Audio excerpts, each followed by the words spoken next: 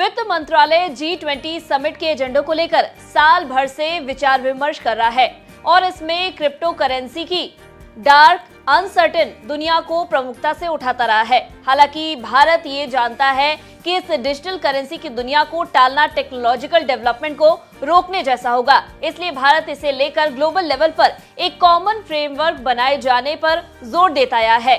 अब रिपोर्ट आ रही है कि G20 देशों की ओर से क्रिप्टो करेंसी के लिए भारत सरकार की ओर से किए गए प्रयासों को सही दिशा मिल गई है।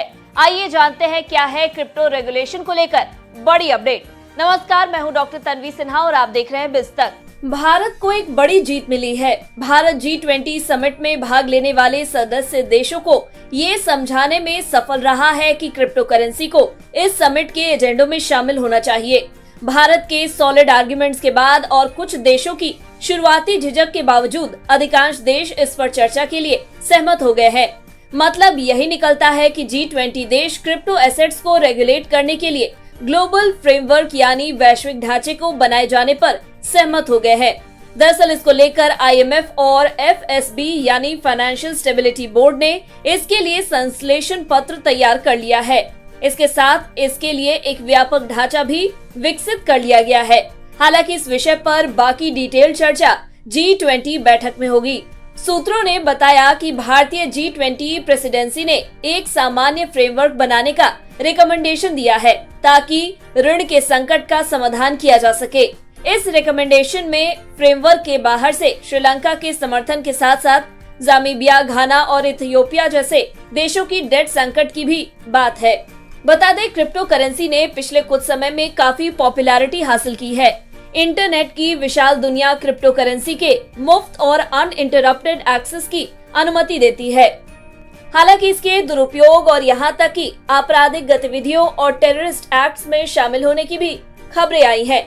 ऐसे में भारत एक क्रिप्टो रेगुलेशन कानून पर काम कर रहा है और उसने RBI और एक कॉमन रेगुलेटरी फ्रेमवर्क के माध्यम से निगरानी का सुझाव दिया है।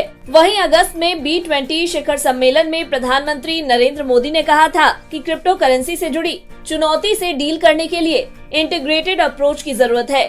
सभी हितधारकों के हितों का ध्यान रखते हुए ग्लोबल फ्रेमवर्क तैयार करना चाहिए। दरअसल भारत में क्रिप्टो करेंसी में व्यापार की अनुमति है, लेकिन भारत सरकार ने इस पर 30% टैक्स लगाया है।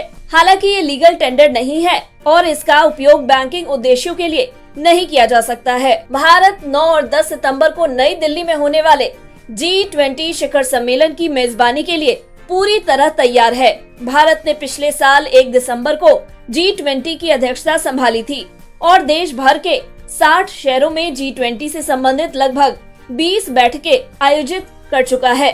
पूरी संभावना है कि नई दिल्ली में शिखर सम्मेलन खत्म होने तक क्रिप्टो पर आम सहमति बन जाएगी, क्योंकि कोई भी देश अपनी सुरक्षा के लिए खतरा मोल नहीं ले सकता। अगर आपको हमारे इस वीडियो में दी गई जानकारी पसंद आई हो तो इसे लाइक और शेयर जरूर करें। साथ ही बिजनेस जगत की खबरों से अपडेटेड रहने के लिए बने रहे हमारे साथ और देखते रहे बिस्तक।